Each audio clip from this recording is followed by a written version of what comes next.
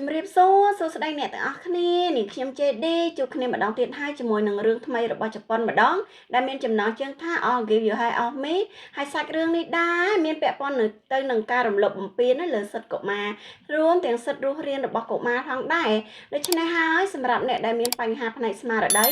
ឬក៏មានរឿងដែលពាក់ព័ន្ធជាមួយនឹងរឿងប្រភេទនេះដែរសូមកុំមើលអីណាសាច់រឿងបានចាប់ផ្ដើមឡើងដោយគូរូកំពុងតែសរសេរអត្ថបទសិក្សាភ្លាមនោះក៏មានសិស្សម្នាក់ទៀតបានស្រែកហៅឈ្មោះស៊ឺរ៉ាគី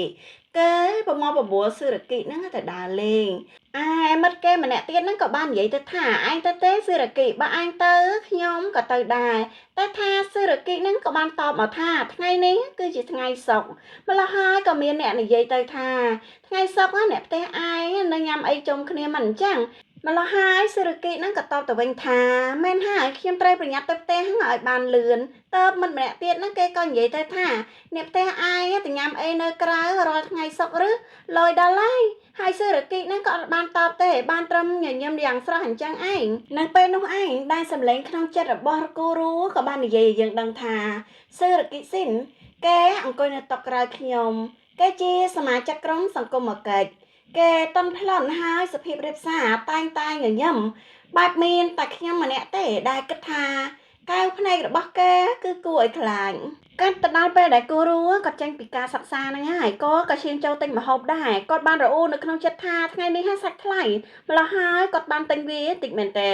គាត់សង្ឃឹមថាបងប្អូនទាំង5របស់គាត់នឹងញ៉ាំគ្រប់ទៅចោលបោកទាំងគាត់ម្នាក់ទៀតគឺ6គាត់គឺជាកូនច្បងញ៉ាំអីនៅក្រៅឬបានតែអ្នកមាននឹងឯងខ្ញុំក៏ចង់ញ៉ាំអីអស់នឹងដែរមកពីអញ្ចឹងនឹងឯងទៅខ្ញុំប្រឹងសន្សំវិច័យខ្ញុំចង់នាំពួកគេទៅញ៉ាំអីនៅក្រៅដូចគ្នារួចគាត់ក៏បានងាកមើលផ្ទះដែលគាត់បានដើរកាត់ហើយក៏គិតក្នុងចិត្តទៀតដែរថាណាមួយថ្លៃជួលនៅម្ដុំហ្នឹងក៏វាមិនថ្លៃអីណាស់ណាដែរពេលរៀនចប់សកលខ្ញុំបែបអាចជួលផ្ទះនៅម្ដុំនេះក៏ថាបានពេលនោះខ្ញុំចង់ធ្វើអីក៏បានដែរកំពុងតែរំភើបចិត្តហ្នឹងស្រាប់តែមានមនុស្សបានរត់កាត់មុខគាត់ឬគាត់ក៏បានងាកទៅមើលគេទៅគាត់ដឹងថានេះគឺជាស៊ឺរ៉ាគីហើយអ្វីដែលចម្លែកនោះគឺនៅលើដងខ្លួនរបស់គាត់ណាថែមទាំងមានប្រឡាក់ឈាមទៀតផងអ្នកទាំងពីរកំពុងតែឈរមើលមុខគ្នាដោយមិនទាន់ទាំងបាននិយាយអីផងស្រាប់តែឮសំឡេងអ្នកដែលស្រែកហៅថាកុំគិតចង់រត់អីសោះឆាប់មកវិញភ្លាមគឺគាត់សំដៅដល់ស៊ឺរ៉ាគីដែលរត់គេចអញ្ចឹងណាម្ល៉េះហើយគូរូក៏បានស្រែកសួរទៅថាវាជាឈាមរបស់ឯងមែនតែថាស៊ឺរ៉ាគីគាត់បានកវីក្បាលសំឡេងដែលស្រែកហៅតាមស៊ឺរ៉ាគីហ្នឹងនៅតែនិយាយបន្តមកទៀតហើយម្ល៉េះហើយគូរូគេអត់ធ្មត់អត់បានទេក៏បានចាប់ដៃស៊ឺរ៉ាគីហ្នឹងឲ្យរត់ទៅតាមគេអ្នកទាំងពីរបានចូលមកពួននៅក្នុងបន្ទប់ទឹកមួយតែថាពេលនោះគូរូក៏បានគិតដែរគេគិតថាខ្ញុំភ្លេចខ្លួនចូលមកពួនជាមួយគេក្នុងនេះដែរហ្នឹងប៉ុន្តែគាត់ក៏បានសួរទៅស៊ឺរ៉ាគីនឹងថាឯងអត់អីទេមែនទេស៊ឺរ៉ាគីក៏ងក់ក្បាលបន្ទាប់មកគេក៏សួរបន្តទៅថាមានរឿងអីតើស៊ឺរ៉ាគីហ្នឹងក៏និយាយថាវាគឺជាផ្ទះខ្ញុំគូរូលឺអញ្ចឹងគ្នាឡើងភ្ញាក់រួចក៏សួរទៅថាម៉េចតែផ្ទះនោះខ្ញុំស្មានថាឯងជាកូនអ្នកមានតើស៊ឺរ៉ាគីក៏បានតបមកទាំងញញឹមទៀតហើយថាខ្ញុំអត់ដែលបានថាខ្ញុំជាអ្នកមានទេម្ល៉េះហើយគូរូហ្នឹងក៏និយាយទៅថាអញ្ចឹងមិនក៏ឯងមិនព្រមប្រាប់ពួកអស់នោះកុំឲ្យគេយល់ច្រឡំស៊ឺរ៉ាគីក៏បានប្រាប់ដែរគេថាគូប្រាប់ឬខ្ញុំទៅប្រាប់អ្នកដទៃថាខ្ញុំគឺជាអ្នកក្រឬបន្ទាប់ពីដឹងថាសម្ដីរបស់ស៊ឺរ៉ាគីហ្នឹងគឺមានហេតុផលដែរតើគូរូក៏បានបដូរប្រធានបទទៅសួរថាម្នាក់ដែលស្រែកនោះជាប៉ារបស់ឯងឬហើយឈាមវិញដោយសារតែឯងឆ្លោះគ្នាជាមួយគាត់មែនបន្ទាប់ពីគិតបន្តិចស៊ឺរ៉ាគីក៏បាននិយាយទៅថាប្រាប់ឯងក៏បានគេជាភ្ញៀវខ្ញុំលក់ខ្លួនឲ្យតាយកលុយឯងចង់ឲ្យខ្ញុំយករឿងអស់ហ្នឹងទៅប្រាប់អ្នកដទៃដែរមែនហើយនេះគឺជាឈាមរបស់ភ្ញៀវខ្ញុំបន្ទាប់មកគូរូគ្នាឡើងភ្ញាក់ផ្អើលហ្មងដោយសារតាវាជាអ្វីដែលមិនអាចស្មានទៅដល់តើគូរូក៏បានសួរទៅថាគ្រួសារឯងដឹងឬនៅហើយស៊ឺរ៉ាគីក៏តបទៅថារឿងហ្នឹងឬនៅទេទោះដឹងក៏ពួកគេមិនខ្វល់ដែរព្រោះពួកគេជាអ្នកនាំភ្ញៀវម្នាក់នោះមកហើយព្រាមនោះសម្លេងស្រែកហៅឈ្មោះស៊ឺរ៉ាគីក៏បានបន្លឺឡើងទៀតដែរដោយទាមទារឲ្យស៊ឺរ៉ាគីហ្នឹងបង្ហាញខ្លួនចេញទៅម្ល៉េះហើយស៊ឺរ៉ាគីក៏បន្តមកនិយាយថាពួកគេមករកខ្ញុំហីព្រាមនោះឡើងគូរូគ្នាសម្លឹងមើលទៅមុខស៊ឺរ៉ាគីឡើងក្តីអាណិតរួចក៏គិតក្នុងចិត្តឲ្យថាបើគេទៅផ្ទះវានឹងមានរឿងអីកាត់ឡើងទៅលើគេ ការនឹងត្រូវជាប់គុកពីបទបង្ករបួសស្នាមលើរាងកាយអ្នកដទៃការនឹងត្រូវពួកនោះធ្វើបាបបន្ថែមទៀតខ្ញុំគួរយកការទៅលាក់នៅផ្ទះខ្ញុំអត់តែខ្ញុំមិនចង់ឲ្យបងប្អូនខ្ញុំមានគ្រោះថ្នាក់តាមឡើយពួកយើងអាចរតនាកើតទៅសេរីគីក៏បាក់គ្មានលុយអីច្រើនប៉ុន្មានដែរភ្លាមនោះនៅពេលដែលគិតច្រើនមែនតើរួយគាត់ក៏បានហៅឈ្មោះសេរីគីដោយសួរទៅថាហើយឯងចង់ធ្វើវាអត់តែសេរីគីហ្នឹងក៏ឆ្លើយមកថាទេឡើងលឿនហ្មងហើយគាត់ក៏បានបន្តមកថាតែម៉ាក់ខ្ញុំប្រាប់ឲ្យខ្ញុំធ្វើវាគ្រួសារយើងក្របើមិនធ្វើយើងរស់បានយ៉ាងម៉េចទៅ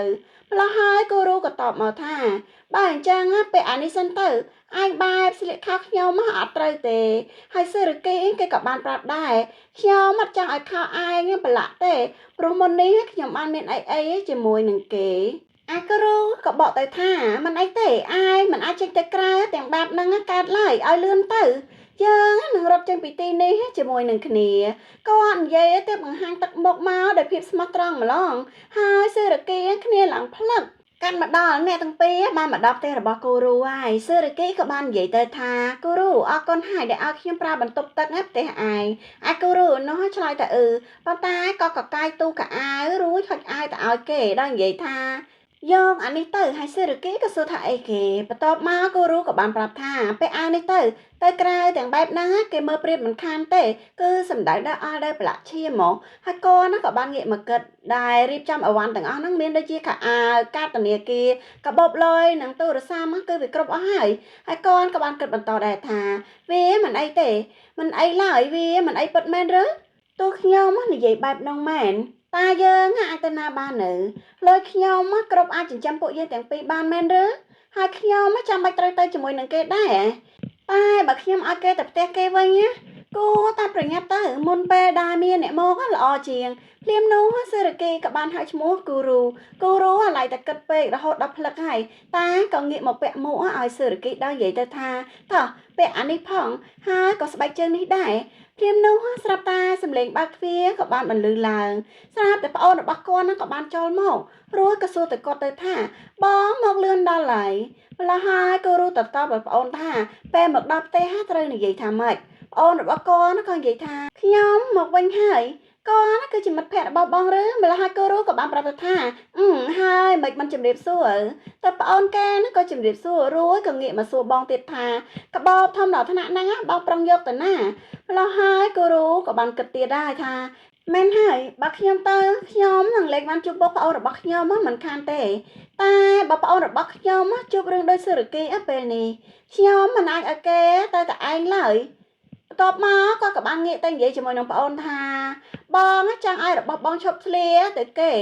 ហើយប្អូនរបស់គូរូហ្នឹងក៏ប្រាប់ទៅថាអញខែងរបស់បងឈប់ប្រាហ្នឹងត្រូវឲ្យខ្ញុំប្រើតមិនអញ្ចឹងលើកនេះបងនឹងតែងខោអាវថ្មីឲ្យខ្ញុំស្លៀកមែននេះម្ល៉េះហើយគូរូក៏ប្រាប់ទៅថាបែបហ្នឹងតែដឹងឡើងប្អូនគ្នាឡើងហោក៏ជ្រាវហ្មងព្រោះគាត់ថាវាបានរបស់ថ្មីមែនណោះបន្ទាប់មកគូរូក៏បានចាក់ចេញទៅនិយាយទៅប្អូនថាបងយករបស់អស់ទាំងនេះទៅដាក់នៅផ្ទះគេសិនអញចាំជួយរៀបចំម្ហូបយកទៅដាក់នៅក្នុងទូទឹកកកផងបងគាត់ឆ្លើយតែបាទឯគាត់ក៏ងាកមកខ្សឹបជាមួយនឹងសេរីគីវិញដល់និយាយថាឯងពាក់ស្បែកជើងហ្នឹងត្រូវអត់សេរីគីក៏ថាត្រូវម្ល៉េះហើយពួកគាត់ទាំងពីរក៏បានចេញទៅទាំងដែលប្អូនតូចរបស់គាត់កំពុងតែឈរគិតឯថាគាត់ឲ្យទាំងស្បែកជើងគាត់ទៅគេទៀតណោះគឺក្មេងគ្នាអត់យល់ទេកាត់មកដល់អ្នកទាំងពីរក៏បានឡើងមកដល់រថភ្លើងហើយម្ល៉េះហើយសេរីគីក៏បានសួរទៅគូរូថាពួកយើងត្រូវទៅណាកុំថាឯងទៅទាំងមិនដឹងគោលដៅអីសោះណារួចគូរូក៏បកទៅថាមិនខុសទេខ្ញុំមិនដែលរត់ចេញពីផ្ទះពីមុនមកឡើយតែបើឲ្យឯងត្រឡប់ទៅវិញទាំងបែបនេះឯងដឹងតែមានរឿងធំមិនខានទេយើងទៅឲ្យតែឆ្ងាយទៅគឺបានហើយម្ល៉េះហើយសេរីគីគេក៏បាននិយាយពាក្យសុំទោសឡើងមកតើគូរូនឹងក៏ប្រាប់ទៀតថាឯងអត់ខុសទេខ្ញុំទេដែលអស់ឯងមកភ្លាមនោះសេរីគីក៏បាននិយាយពាក្យថាសមុទ្រម្ល៉េះហើយគូរូក៏យល់ព្រមថាទៅសមុទ្រទៅសេរីគីហ្នឹងគេក៏បានបន្តមកទៀតថាខ្ញុំចង់ឃើញសមុទ្រតើវាឆ្ងាយខ្លាំងប៉ុណ្ណាតើគូរូប្រាប់ដែរថាសមុទ្រឬចាំតិចចាំខ្ញុំមើលផែនទីសិននៅបន្ទាប់ពីបានមកដល់សមុទ្រភ្លាមគូរូក៏បានស្រែកយ៉ាងខ្លាំងទៅថាយើងបានមកឆ្ងាយពីទីនោះហើយខ្យល់ត្រជាក់មកប៉ះរាងកាយគូរូក៏ស្រែកថារងាឡើងសេរីគីគ្នាសើចហ្មង នឹងបន្តប្រាប់តគូរូថាគិតទៅពេលនេះមេកងឹតអីហ្នឹងតើគូរូក៏បានសំទោសផងដែលអត់បានគិតពីរឿងហ្នឹងសឹរគេតបទៅវិញថាអត់អីទេចាំស្អែកចាំគិតទៅចោះយើងទៅរកកន្លែងគេងសិននៅគូរូនិយាយហើយក៏អូសដៃសឹរគីទៅតាមគ្នាទៀតខណៈនោះដែរសេរីគេក៏បានហៅឈ្មោះគូរូដោយនិយាយទៅថាខ្ញុំដឹងថាយើងមកបានឆ្ងាយហើយតែខ្ញុំអត់មានលុយជាប់នឹងខ្លួនទេតើគូរូក៏បានប្រាប់ទៅថាខ្ញុំក៏ដឹងដែរមកពីអញ្ចឹងនឹងឯងទៅខ្ញុំយកលុយសន្សំខ្ញុំមកតាមដែរដល់បន្តិចទៀតទៅគឺដល់កន្លែងគេងហើយទីនោះគឺថោកណាស់សេរីគេបន្ទាប់ពីបានឃើញទឹកមុខស្មោះត្រង់របស់គូរូហើយគ្នាឡើងចម្លែកចិត្តហ្មងមានអារម្មណ៍ថាដូចរៀនរំភើបព្រាមនោះពួកអ្នកទាំងពីរក៏បានមកដល់សន្តាគារដែលខ្លួនឯងនិយាយថាថោកហ្នឹងហើយតើគូរូក៏បាននិយាយទៅថាសំតខ្ញុំហត់បានចង់មកកក់អាហ្នឹងទេគឺគាត់និយាយទាំងភ័យបែកយ៉ាងហ្មងដោយសារថាវាគឺសម្រាប់កន្លែងគូស្នេហ៍ហើយគាត់ក៏លើកទូរស័ព្ទមកដល់និយាយថាឆៃសិនថាម្ដុំនេះនៅមានកន្លែងណាផ្សេងអត់តែថាសេរីគេក៏បាននិយាយមកថាកន្លែងនេះក៏មិនអីដែរយើងចូលទៅគឺគាត់និយាយដោយទឹកមុខញញឹមស្រស់ស្អាតតែម្ដងហើយរួចគូរូនោះក៏បាននិយាយដែរថាតាកន្លែង check in ណាអាចបើកជាម៉ាស៊ីនស្វ័យប្រវត្តិណាក៏ថាបានដែរតើសេរីគីហ្នឹងក៏បានតបមកថាបើយើងទៅកន្លែងផ្សេងគ្មានកន្លែងណាទទួលសិស្សវិទ្យាល័យឲ្យនៅងាយឡើយរួចគូរូក៏តបទៅថាឯងថាក៏ត្រូវមួយយ៉ាងដែរពួកគាត់ក៏បានចូលមកចុចយកបន្ទប់គាត់ចុចយកអាណាដែលថោកជាងគេគឺរបៀបចុចហ្នឹងក៏អត់ចេះដែរដោយសារតែអត់ដែរចូលស្ថាគារគេងទេបន្ទាប់ពីបានចុចយកបន្ទប់រួចហើយពួកគាត់ណាក៏បាននិយាយសុំទោសគ្នាទៀតហើយរួចសេរីគេក៏បាននិយាយទៅថាសុំទោសដែលអស់ឯងមកទីនេះគូរូក៏ថាមិនអីទេនៅពេលគ្រាន់តែបានចូលមកដល់ក្នុងបន្ទប់ភ្លាមគូរូក៏លោតឡើងពុកតែម្ដងដោយនិយាយថាស្អែកចាំងូតតាំងពេលនេះសុំដេកសិនណាសេរីគេក៏យល់ព្រមតាមនឹងទៅម្ល៉េះហើយគូរូក៏បានសួរទៅថាសេរីគេឯងញញឹមជាប់បែបហ្នឹងរហូតឬសេរីគេក៏បានឆ្លើយថាព្រោះពួកគាត់ឲ្យខ្ញុំញញឹមនៅមុខភ្ញៀវបើខ្ញុំញញឹមខ្ញុំនឹងបានរបស់ថែមហើយពួកយើងនឹងអាចញ៉ាំអីឆ្ងាញ់យូរទៅវាក៏คล้ายទៅជាទម្លាប់គូរូស្ដាប់លើបែបហ្នឹងហើយក៏រៀងស្លុតចិត្តបន្តិចដែរហ្នឹងព្រាមនោះសេរីគីក៏បានបន្តមកថាខ្ញុំសុំកាន់ដៃឯងបានអត់តើគូរូនឹងភ្ញាក់ថាដៃឬខ្ញុំសុំតបផងវាមកពីខ្ញុំទម្លាប់កាន់ដៃប្អូនរបស់ខ្ញុំជាប់រហូតពេលចេញមកក្រៅទៅខ្ញុំពេលនោះសេរីគីក៏បានកាត់ថាមិនអីទេពេលឯងកាន់ដៃខ្ញុំមានអារម្មណ៍ថាសប្បាយណាស់តែខ្ញុំអត់ដឹងថាគូបញ្យលបែបណាទេខ្ញុំដឹងតែថាខ្ញុំចង់កាន់ដៃឯងប៉ុណ្ណោះខ្ញុំកាន់បានអត់ហើយអ្នកទាំងពីរក៏បានកាន់ដៃគ្នាគេងទាំងបែបនោះទៅរហូតដល់ស្អែកឡើងសេរីគេក៏បានអង្រួនដាស់គូរូឲ្យភ្ញាដោយនិយាយទៅថា1ម៉ោងទៀតដល់ម៉ោងត្រូវចេញពីទីនេះហើយក្រោកទៅងូតទឹកទៅពេលដែលគូរូបាត់ភ្នែកឡាគេក៏អរុនសួស្ដីតើវាព្រឹកហើយឬចំណែកឯសេរីគេក៏តបទៅទាំងអៀនដោយនិយាយថាអរុនសួស្ដីខ្ញុំទៅបើកទឹកដាក់អាងសិននៅពេលដែលទឹកពេញសេរីគេក៏បានចេញមកហៅគូរូឆ្លើយថាអរគុណរួចគាត់ក៏ភ្ញាក់មែនទេដោយសួរទៅថានេះយើងងូតទឹកជាមួយគ្នាមែនដោយសារតែឃើញគេកំពុងតែរៀបចាត់ចែងដល់អាវហើយសេរីគេក៏បានប្រាប់ថាយើងនៅសល់ពេលអត់ច្រើនទេអញបែបទៅតល់ណាស់ហើយសុំទៅផងឯងងូតមុនចោះម្ល៉េះហើយគូរូក៏បាននិយាយមកថាអត់អីទេដោយដែលឯងថាអញ្ចឹងយើងសល់ពេលមិនច្រើនទេអញ្ចឹងហើយងូតឲ្យលឿនទៅល្អជាទើបអ្នកទាំងពីរក៏ចុះសម្រងថាមកងូតទឹកជាមួយនឹងគ្នានៅពេលដែលនៅក្នុងអាងទឹកសេរីគេក៏បានសួរទៅថាថ្ងៃនេះពួកយើងគួរធ្វើអីគូរូក៏បានតបមកដែរថា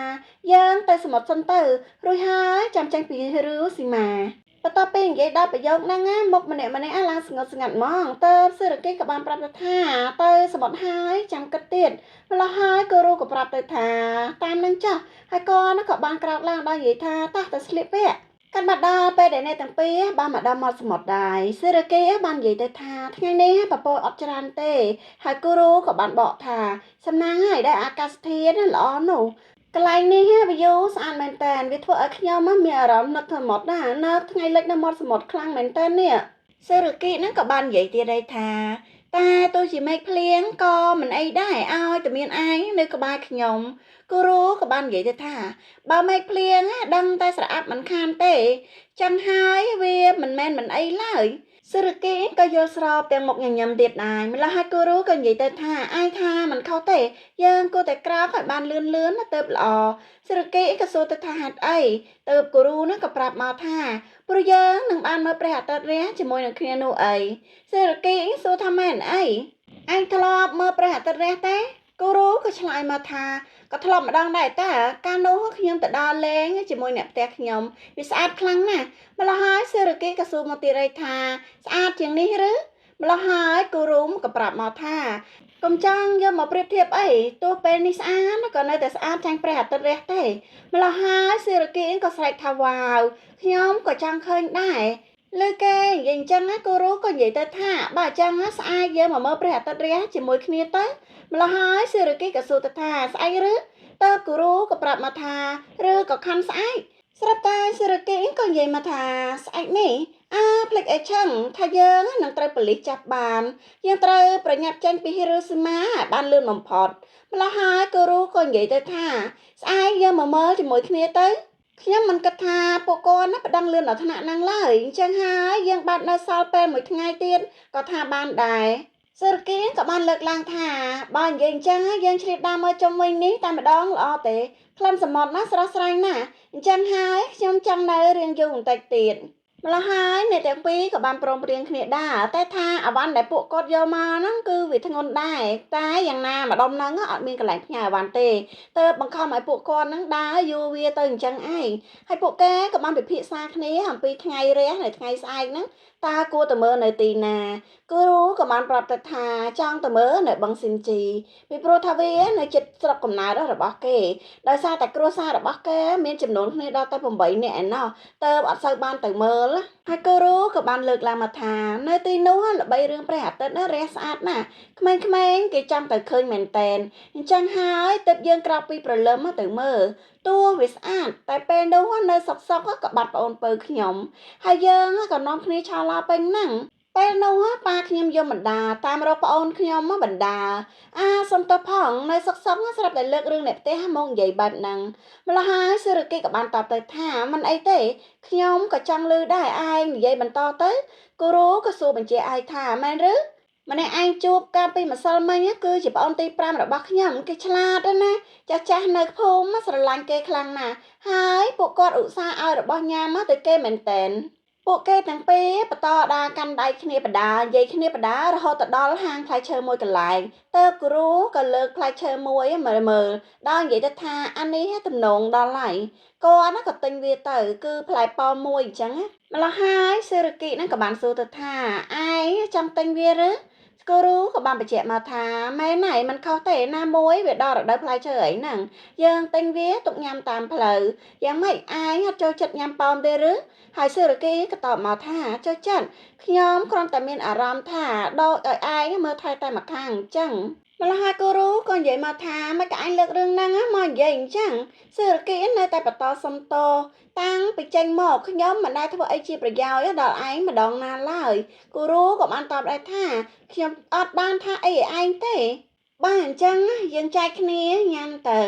រួចពួកគេក៏បានខំប៉ោមនោះមួយម៉ាត់ដល់ពេលសិរគីខំហើយក៏និយាយថាវាឆ្ងាញ់ដល់ហើយអញ្ចឹងហើយគូរូក៏ប្រាប់មកថាមកពីអញ្ចឹងនឹងឯងទៅខ្ញុំទិញវា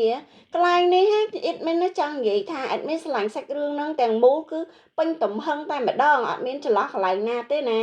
តម្លៃអប់រំរឿងនេះសម្រាប់ admin ណាគឺខ្ពស់ខ្លាំងមែនតែនពេញមកសាច់រឿង admin ចូលចិត្តខ្លាំងណាស់ហើយពួកគេទាំងពីរនាក់ក៏បន្តបដាគ្នានិយាយពីរឿងវ៉ាកណាដែលជាប្អូនពៅហ្នឹងអំពីថាកូនហ្នឹងនៅពេលដែលធំឡើងក៏ចាប់ផ្ដើមថាខូចព្រោះតែកូនពៅគេស្រឡាញ់ខ្លាំងគឺខូចអញ្ចឹងឯងហើយក៏នៅតែចែករំលែកប៉មហ្នឹងញ៉ាំម្នាក់មួយម៉ាត់រហូតដែរហើយឯសេរីគីនេះវិញបែរជានិយាយទៅថា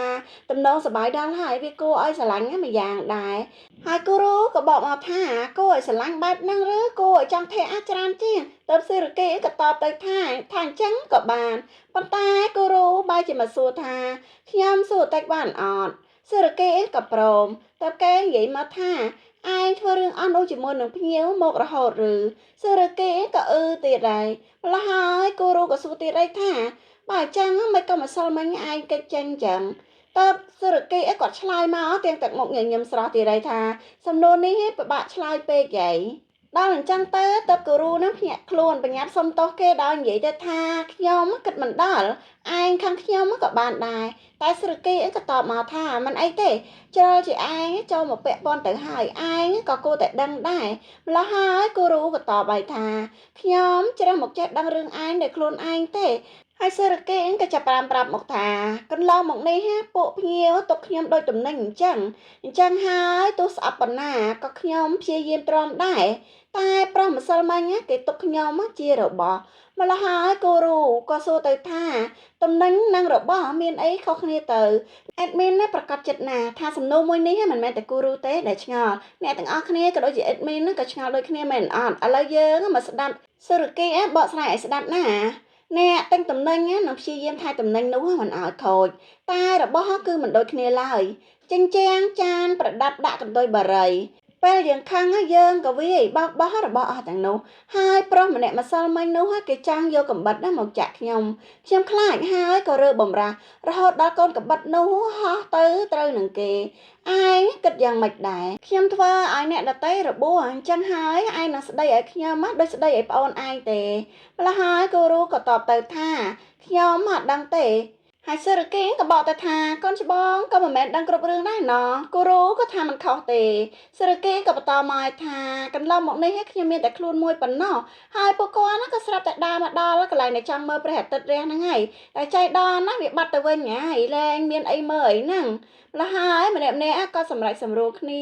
ថាត្រឡប់ទៅផ្ទះទៅកន្លែងគេងទៅរកកន្លែងគេងវិញសិនហើយគូរូក៏ចង់នាំសេរកេហ្នឹងទៅកន្លែងណាការ៉េកៅអាឆោព្រោះថាកន្លែងនោះគាត់បានស្គាល់អញ្ចឹងហើយគាត់ក៏ប្រាប់គេទៅថាយើងទៅទីនោះទៅខ្ញុំស្គាល់កន្លែងនោះកន្លែងដែលអាចឲ្យសិស្សនៅទាំងមិនសួរនាំច្រើនវាជាសន្តាគារហើយយើងអាចនិយាយមកនៅជាមួយពួកគេបានដឹងអត់វីដេអូនេះគឺពិសេសខ្លាំងណាស់សម្រាប់ admin ក៏ព្រោះតែកូនតូចរបស់ admin ណាកំពុងតែបន្លែងគ្នាជាមួយនឹងយាយ admin ណាកំពុងតែវយប៉ណ្ណាំងនឹងពួកគាត់ដែរពិសេសគឺពិសេសខ្លាំងហើយណាហើយរឿងរបស់យើងភាគ1ដល់ភាគ2ក៏ត្រូវបានឆ្លេះទៅត្រឹមនេះហើយអ្នកទាំងអស់គ្នាអរគុណច្រើនណាស់សម្រាប់ការចំណាយពេលដ៏មានតម្លៃជាមួយនឹង admin